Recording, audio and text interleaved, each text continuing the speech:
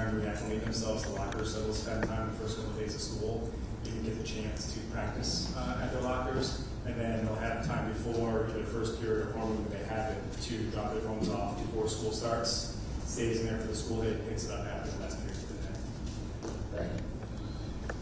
I also got a few questions from parents. Where does the student need to go in high school if they don't know where the locker is? For example, my son, who has no idea at all. My kid said the same thing. I don't even know what my locker is or what the combination is. So I believe Mr. Wagner will communicate that out over the summer.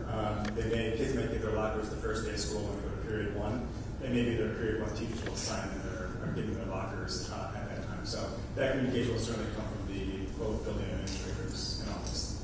Okay, and they need to get locks for themselves? No, the district provides locks, I believe. Ms. Swartz, is that They correct? provide it again. Yes. Okay. Yeah. Another question I got, senior privileges require the use of a phone for QR code. How is that going to work in relation to this new policy? Yeah, it's a great question. That'll be something Mr. Bednar is going to have to work out in terms of how they use senior privileges and access to the passes. And a couple of things that people were asking me, just to make it clear, they cannot keep them in their backpacks, right? Correct. Okay. And they cannot use them during study hall over lunch. Correct. Okay. What about back and forth on the buses to BOCES? Can they get it for that? We weren't going to restrict them on buses, so I would say my tentative answer would be yes, they can use them on the bus. Thank you. Yeah. And students who come in late, and some kids have they come in later during the day, that's when they can go to the locker and drop it off. It just doesn't have to be a certain time. Absolutely. So when they enter the building, we'll trust them to stop at their locker and drop off their They phone. can grab it when they need. Correct.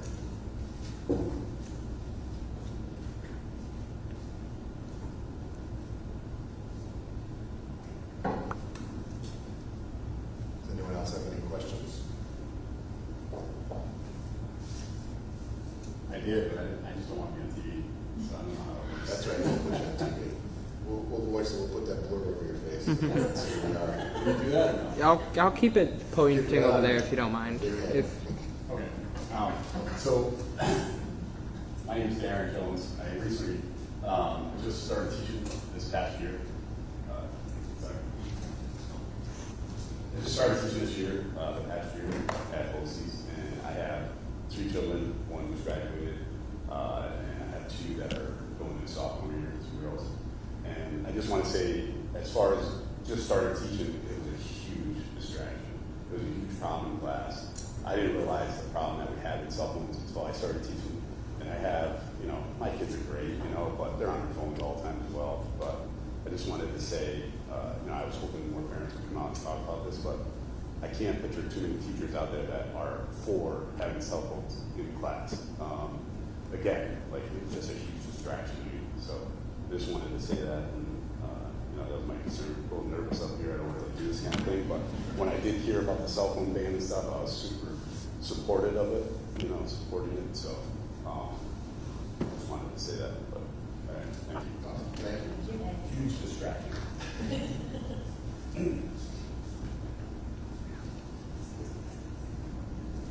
The other thing is, sorry, that's one more thing.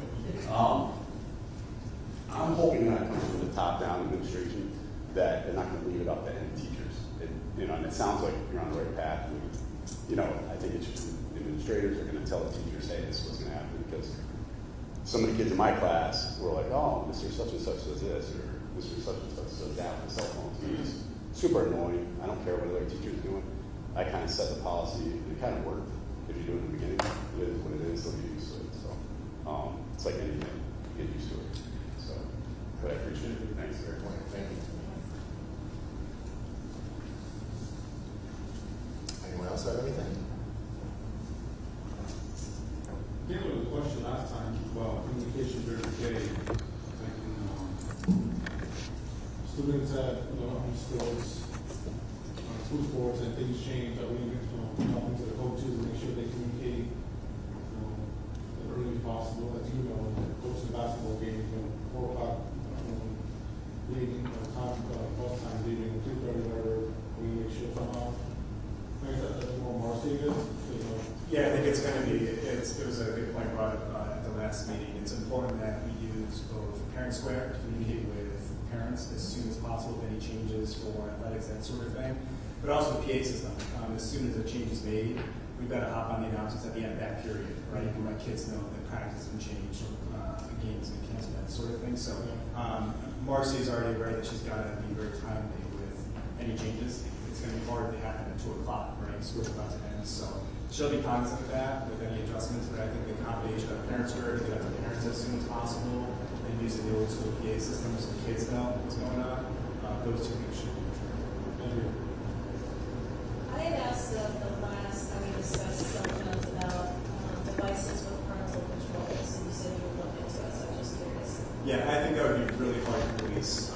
What I think we'll see for kids that are looking for an exception, they're going to have to go through their counselor or through administration to get approval. We talked about like maybe a pass, right, an exemption pass.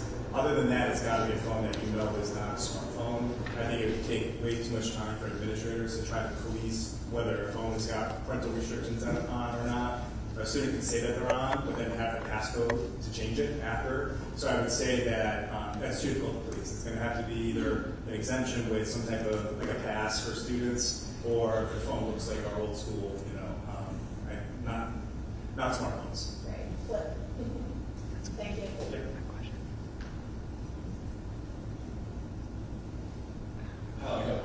Yes, sir. I've talked to like 20 kids and asked them what their screen time was during the day, and on average it was like 3.5 hours. So it should happen, it's gotta happen. Absolutely. Yeah, we agree. Mr. Arquette, I think we did a great job. Took a while, 8-9 months.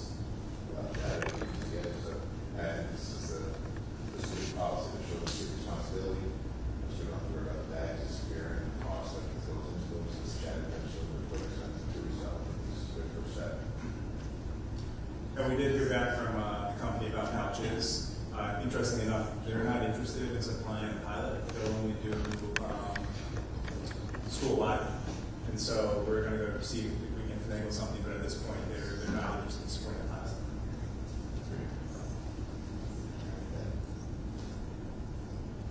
Anyone else have any comments or feedback on the cell phone policy? All right, now we'll close the vote here at 6:44, and we'll reconvene at 7 o'clock. Thanks, everybody.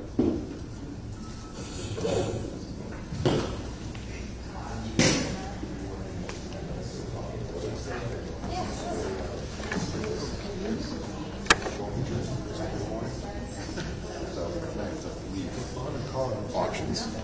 Yeah.